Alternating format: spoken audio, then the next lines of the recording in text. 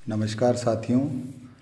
Second year mechanical के diploma engineering में subject ME 203 जिसका नाम है इंजीनियरिंग मटेरियल्स एंड प्रोसेसेस, उसके सेकंड चैप्टर में structure of materials and metals and their deformation के बारे में हमने पढ़ा था। उसमें शुरुआत में हमने उसका इंट्रोडक्शन पढ़ा था, मेटल के स्ट्रक्चर के बारे में पढ़ा था और कुछ क्लासिफिकेशन के मेथड्स मटेरियल्स के बारे में पढ़ा था।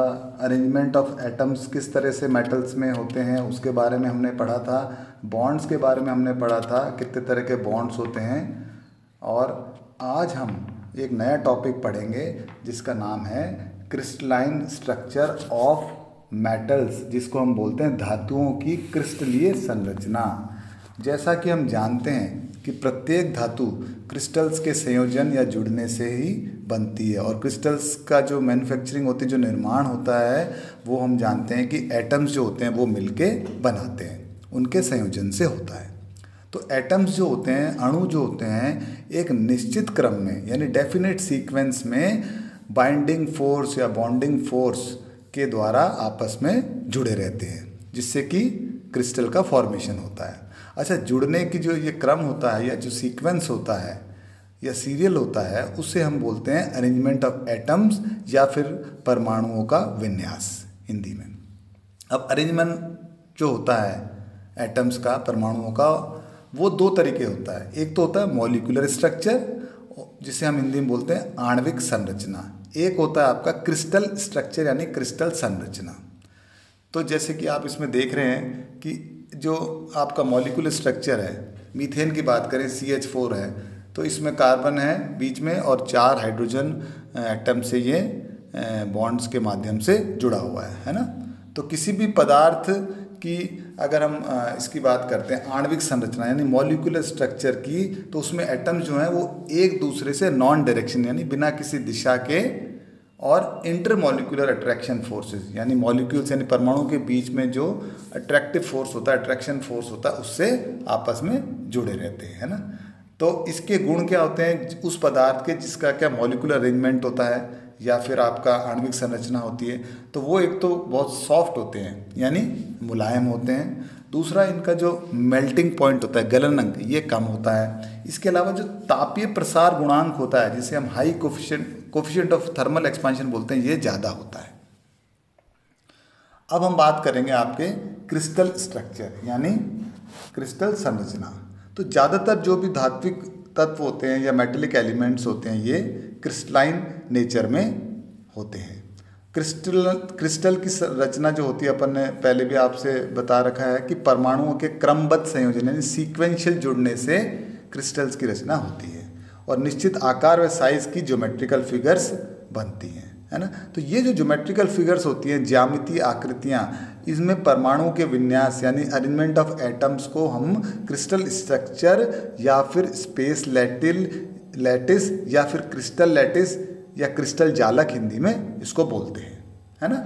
मतलब ये ज्योमेट्रिकल फिगर्स में जो एटम्स का जो अरेंजमेंट होता है, बेसिकली उसे हम क्रिस्टल जालक या स्पेस लैटिस कहते हैं। अब क्रिस्टल लैटिस की कंस्ट्रक्शन आपस में काटती हुई सीधी रेखाओं के 3 डायमेंशनल नेट द्वारा होती है। जो क्रिस्टल लैटिस जो बनता है, आप यूँ समझिए कि ये सीधी जो तीनों दिशाओं में जो सीधी रेखाएं आपस में एक दूसरे को काटती हैं, उससे बनती हैं। तो ये रेखाएं पूरी आकृति को समान प्रिज्मों में विभाजित करती हैं। तो ये जो रेखाएं हैं जो आपस में एक दूसरे को काट रही हैं तीनों दिशाओं में, ये कुछ प्रिज्म बनाती हैं, है ना। और वो जो एक जो प्रिज्म होता है उसे हम बोलते हैं यूनिट सेल यानी एकांक कोशिका। तो यूनिट सेल की अगर बात करें तो unit cell is the smallest unit of space lattice, जिसकी रिपीटेशन के फलस्वरूप हम स्पेस लैटिस बनता है। तो स्पेस लैटिस यानी क्रिस्टल जालक जो होता है, उसकी जो सबसे छोटी जो यूनिट होती है, इकाई होती है, उसे हम बोलते हैं यूनिट सेल एकांक कोशिका। और उसको हम सभी दिशाओं में अगर रिपीटेटिवली बढ़ाते हैं, रेगुलरली बढ़ाते हैं, तो हमें एक क्रिस्टल लैटिस मिलता है। Each unit cell is similar in the size, shape and orientation. जितनी भी प्रत्येक जो एकांक कोशिका है वो साइज में, आकार में, उसकी फिगर में, है ना, और उसका ओरिएंटेशन में एक सी होती हैं। इस प्रकार की एक समान एकांक कोशिकाएं जब परस्पर जुड़ती हैं तो एक लैटिस यानी जालक बनता है।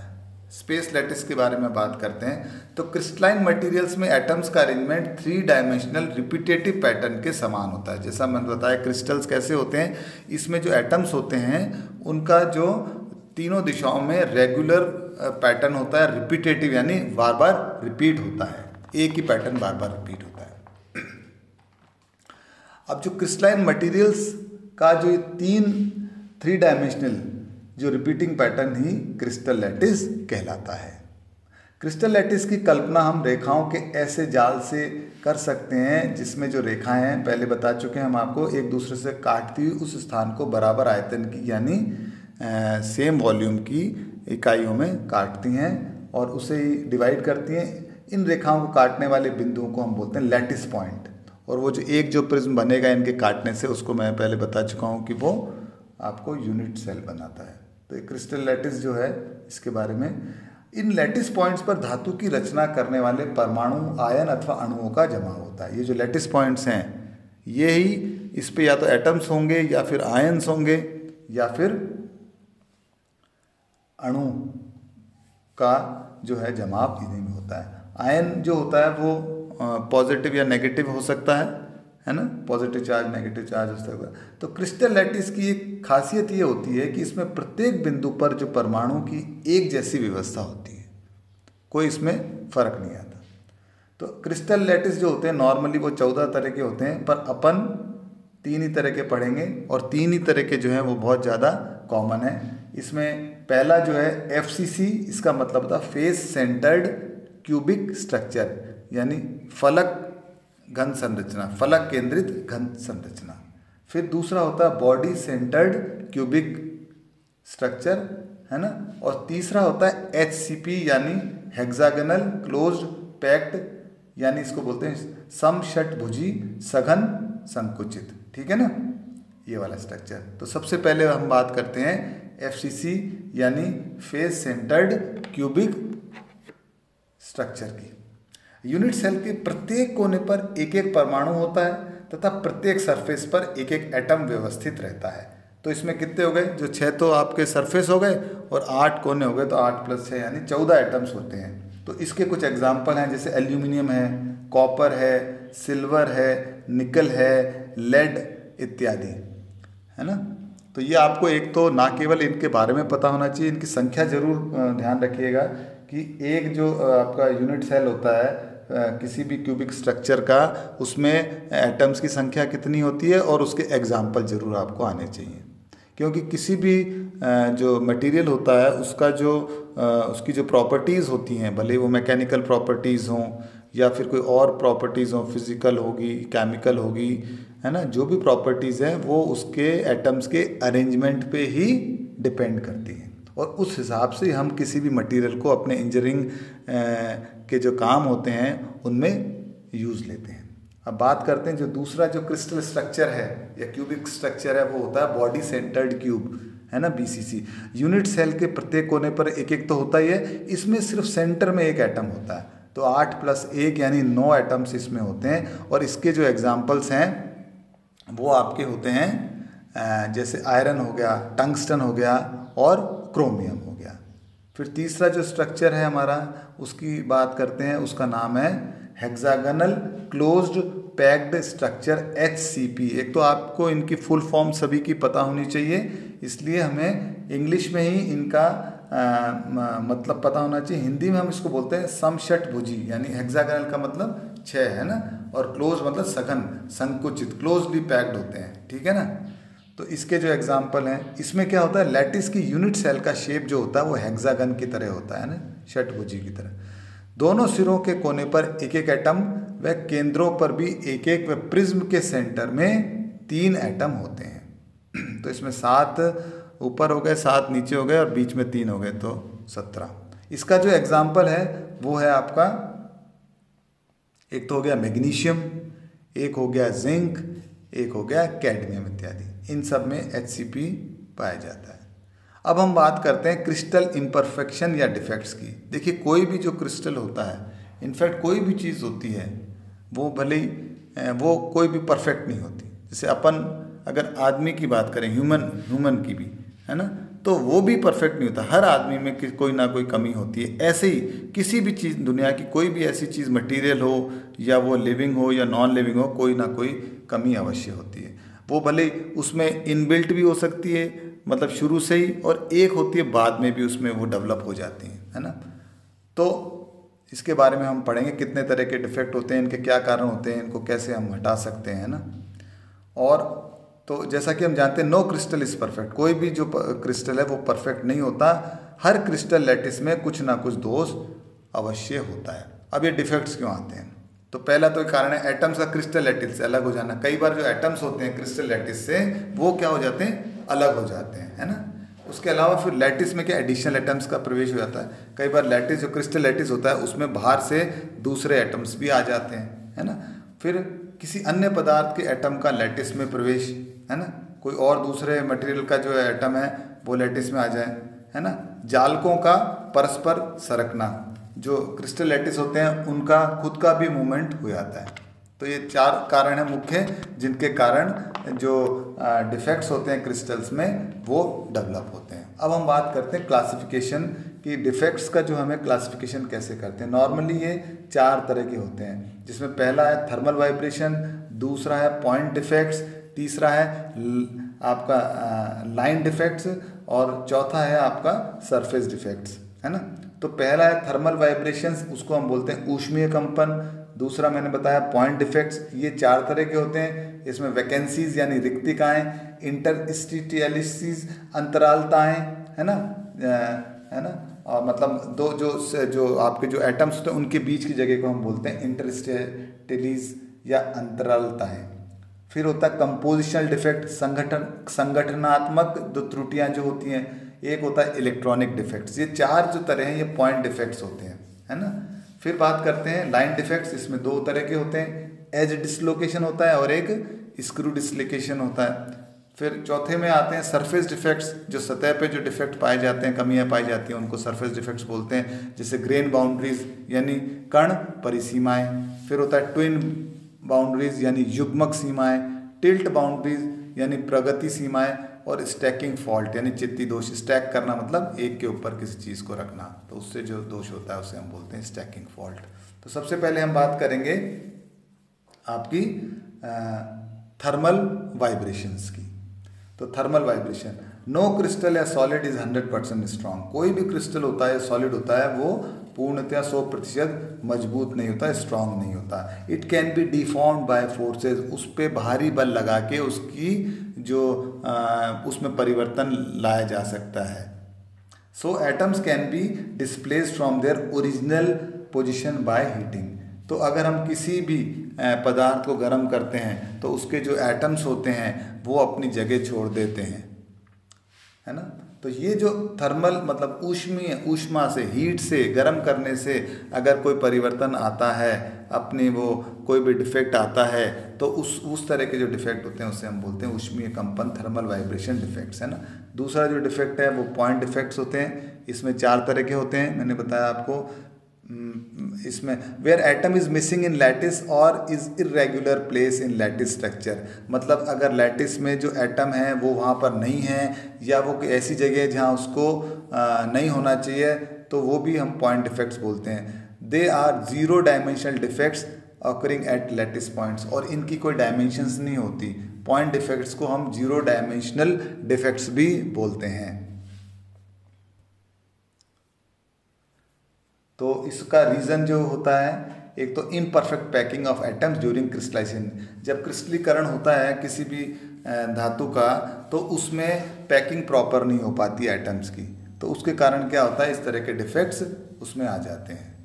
या फिर due to vibrations of atoms at higher temperature, और अगर टेम्परेचर ज़्यादा होता है तो जैसे मैंने आपको बताया कि जो एटम्स होते हैं वो अपनी जगह छोड़ देते हैं, तो ये भी पॉइंट डिफेक्ट का एक बहुत बड़ा कारण होता है। मेनली 2 ही कारण हो गए, एक तो इम्परफेक्ट पैकिंग प्रॉपर नहीं होती जब उनका क्रिस्टलीकरण होता है, और दूसरा जो होता है एटम्स जो होते हैं वो वाइब्रेट होते हैं जब ज़्यादा टेम्परेचर हो जाता है। अब हम टाइप्स की बात करते हैं, कितने प्रकार के होते हैं पॉइंट डिफेक्ट्स। तो इसमें होता है जैसे वैकेंसीज, इंटरस्टिशियलिटीज, कंपोजिशनल डिफेक्ट्स और इलेक्ट्रॉनिक डिफेक्ट्स। ये पहले मैं आपको 4 नाम बता चुका हूँ। तो वैकेंसी की बात करते हैं। इट मीन्स मिसिंग एटम और वैकेंट एटॉमिक साइट, मतलब वहाँ से या तो एटम चला गया, गायब हो गया, या वो जगह खाली है, वैकेंट है ना। तो इसका कारण क्या है? इम्परफेक्ट पैकिंग ड्यूरिंग क्रिस्टलाइजेशन या फिर thermal vibration of atoms due to high temperature, जिससे पहले आपको बता चुके हैं। This defect can be removed by annealing process. Annealing process एक हीट ट्रीटमेंट प्रोसेस होता है, इसके बारे में डिटेल्स हम आगे आने वाले चैप्टर्स में पढ़ेंगे। दूसरा होता है इंटरस्टिशियलिटीज, अंतरालताएं। अंतराली दोष भी कहते हैं इसे, है ना। तो आइडियल क्रिस्टल लैटिस के प्रॉपरली अरेंज एटम्स में अतिरिक्त एटम के मिल जाने से यह अपूर्णता या इम्परफेक्शन होती है। मतलब जो एटम्स के बीच में जो जगह होती है, वो उसमें अगर कोई एटम आ जाता है बाहर से, या किसी और दूसरे पदार्थ का आ जाएगा, या इसी के पदार्थ का आ जाएगा, तो वो जो दोष होगा उसे हम बोलते हैं इंटरस्टिशियलिटीज या अंतरालताएं डिफेक्ट, है ना। These atoms are smaller in size than regular arrange atoms. ये ऑब्वियस सी बात है कि इंटरस्टिशियलिटीज यानी जो एटम्स के बीच की जो जगह होती है वो कम होती है, तो उसमें नॉर्मली छोटे एटम्स जो हैं, जिनकी साइज जो नॉर्मल जो आपके पेरेंट एटम है उससे छोटा जो होगा वो ही आ पाएगा। फिर बात करते हैं हम कंपोजिशनल डिफेक्ट की। तो कंपोजिशनल डिफेक्ट में यह दोष मैटर की इनिशियल क्रिस्टलाइजेशन क्रिया के दौरान होता है। जब क्रिस्टलाइजेशन होता है, क्रिस्टलीकरण होता है, तभी कंपोजिशन में या संगठनात्मक जो डिफेक्ट होता है वो उस दौरान होता है। जबकि अन्य पदार्थ के एटम मैटर के क्रिस्टल लैटिस में प्रवेश कर जाते हैं, यानी दूसरे जो पदार्थ के एटम हैं क्रिस्टलीकरण के दौरान उसमें आ जाते हैं, तो वो जो डिफेक्ट होता है वो कंपोजिशन, क्योंकि उसकी कंपोजिशन चेंज हो जाएगी, उसकी संगठनात्मक जो है वो चेंज हो जाएगा, है ना। दूसरे तरह के एटम्स आ जाएंगे, जो रेशियो है वो चेंज हो जाएगा। तो इस तरह के जो डिफेक्ट्स होते हैं हम उन्हें कंपोजिशनल डिफेक्ट बोलते हैं, है ना। ऐसे परमाणुओं का जमाव नॉर्मली लैटिस पॉइंट्स पर होता है। लैटिस में इन एटम्स का प्रवेश सब्स्टिट्यूशनल या इंटरस्टिशियल इम्प्योरिटी के रूप में, सब्स्टिट्यूशन का मतलब एक एटम को हटा के आप दूसरा आ जाना, या फिर इंटरस्टिशियल इम्प्योरिटी, इसका मतलब ये है कि जो इंटरस्टिशियल स्पेसेस होती हैं उनमें आ जाना। जैसे ब्रास के क्रिस्टल लैटिस में जिंक के एटम आ जाते हैं, रिप्लेस हो जाते हैं, रिप्लेस का मतलब हटा देते हैं, तो ये हो गया आपका सब्स्टिट्यूशनल डिफेक्ट, कंपोजिशनल डिफेक्ट हो गया, है ना। अब जो है उसकी बात करते हैं हम, इलेक्ट्रॉनिक डिफेक्ट्स क्या होता है। यह दोष कंपोजिशनल दोष होता है जिसमें मूल परमाणु के स्थान को घेर कर कोई इम्प्योरिटी सब्स्टिट्यूट हो जाती है, या इम्प्योरिटी छोटी एटम भी हो सकती है। इसमें भी मतलब इलेक्ट्रॉनिक डिफेक्ट बेसिकली किससे हो रहा है? आपके सब्स्टिट्यूशन से हो रहा है। कोई इम्प्योरिटी आ गई है, जो मूल है ना, जो आपका पेरेंट एटम है, उसकी जगह कोई इम्प्योरिटी दूसरे उसकी आ गई है, सब्स्टिट्यूट हो गई है, वो छोटी एटम भी हो सकती है। तो इसको, इस तरह के जो डिफेक्ट होते हैं हम उसको बोलते हैं इलेक्ट्रॉनिक डिफेक्ट्स। अब बात करते हैं फ्रैंकनल डिफेक्ट क्या होता है। It is combination of vacancy and interstitial defect. मतलब वैकेंसी तो मैंने आपको बताई थी, खाली जगह रह जाना कि उस जगह कोई पेरेंट एटम है नहीं, है ना। और दूसरा इंटरस्टिशियल, यानी जो एटम्स होते हैं उसके बीच के स्थान वाली जो डिफेक्ट होता है, उसमें कोई एटम आ जाए, है ना, उसको हम इंटरस्टिशियल डिफेक्ट। तो ये बेसिकली जो है इनका कॉम्बिनेशन है वैकेंसी और इंटरस्टिशियल डिफेक्ट का। व्हेन एन एटम यानी cation leaves its regular site in lattice and goes to an interstitial site, it is Frenkel defect. तो इसमें सीधी सी बात है, कोई भी एटम है ना, वो अपनी रेगुलर जो है उसकी जो नियमित स्थान है वहाँ से वो हटके और कोई बीच में इंटरस्टिशियल साइट में अगर चला जाता है तो हम उसे बोलते हैं फ्रैंकनल डिफेक्ट। इसका एग्जाम्पल है AgI यानी सोडियम आयोडाइड और CaF2 यानी कैल्शियम फ्लोराइड, है ना। तो बेसिकली इलेक्ट्रॉनिक डिफेक्ट्स जो हैं वो errors in change distribution in solids. मतलब ये क्या होता है कि इसमें पोजीशन जो है चार्ज नहीं, सॉरी, इसमें basically electronic defects are errors in charge distribution in solids, यानी जो डिस्ट्रीब्यूशन ऑफ चार्ज होता है वो आपका वेरी होता है इसमें, है ना। तो primarily necessary in solids for electrical conductivity and related phenomenon. Prominent examples जो होते हैं इसके, जो काफ़ी कॉमन है, वो है PN जंक्शन फॉर्मेशन या फिर ट्रांजिस्टर जंक्शन फॉर्मेशन, है ना। इसके बाद एक डिफेक्ट और होता है, उसे हम बोलते हैं Schottky defect. It is formed by removing one cation and one अनायन, यानी ये कटायन जो होता है पॉजिटिव चार्ज, अनायन यानी नेगेटिव चार्ज, है ना। तो इसमें क्या होता है, ये जोड़ी होती है, इसको हम हटा देते हैं एक जगह से, है ना। और उसमें क्या होता है कि ये इंटीरियर जो क्रिस्टल का जो अंदरूनी होता है वहाँ से हटा के हम उसको एक्सटर्नल सरफेस पे रख देते हैं। तो ये इस तरह का जो डिफेक्ट होता है ना, इसमें पेयर इन्वॉल्व होती है पूरी स्कॉटकी में, एक अनायन और कटायन की जो पेयर है वो हटाएगी, जिससे कि आपकी इलेक्ट्रिकल की जो अपन को एटम की जो इलेक्ट्रिकल जिसे कहते हैं न्यूट्रलिटी, वो उसको भी बरकरार रखना होता है। इसमें एग्जाम्पल होता है अल्कली हैलाइड्स का, क्योंकि जो एटम होता है वो न्यूट्रल होता है, क्योंकि प्रोटॉन्स और इलेक्ट्रॉन्स की जो संख्या होती है वो बराबर होती है, तो वो भी हमें मेंटेन करना है। इसलिए इसमें जो कटायन और एक अनायन की जो पेयर होती है उसको हटा दिया जाता है और वो कहीं सरफेस पे बैठ जाता है, तो इस तरह का जो डिफेक्ट होता है उसको हम बोलते हैं स्कॉटकी डिफेक्ट। अब बात करते हैं सब्स्टिट्यूशन इम्प्योरिटी। नाम से क्लियर, सब्स्टिट्यूट हो जाना। जब कोई इम्प्योर यानी खराब या अलग एटम पेरेंट एटम की जगह आ जाता है तो इस तरह की इम्प्योरिटी का फॉर्मेशन होता है, जिसे हम सब्स्टिट्यूशनल इम्प्योरिटी का नाम देते हैं। सब्स्टिट्यूट करना यानी किसी को हटा के उस जगह पर आना। इंटरस्टिशियल इम्प्योरिटी है ना, मैंने आपको बता ही दिया है कि जो एटम्स के बीच की जगह होती है उसमें जब कोई एटम आता है तो उससे जो इम्प्योरिटी डेवलप होती है उसे हम इंटरस्टिशियल इम्प्योरिटी कहते हैं। अब बात करते हैं हम लोग लाइन डिफेक्ट की। तो लाइन डिफेक्ट मैंने आपको बताया दो तरह के होते हैं, एज डिसलोकेशन और स्क्रू डिसलोकेशन। ये जो डिफेक्ट है आज जो हमने पढ़े हैं इसके बारे में हम अगले आपके चैप्टर में अगली लेक्चर में डिस्कस करेंगे। जब तक मैंने आपको जितने अभी तक डिफेक्ट बताए हैं उनके बारे में आप पढ़िएगा। अगली बार अगले लेक्चर में हम लोग बाकी के डिफेक्ट्स हैं उनके बारे में डिस्कस करेंगे। Thank you.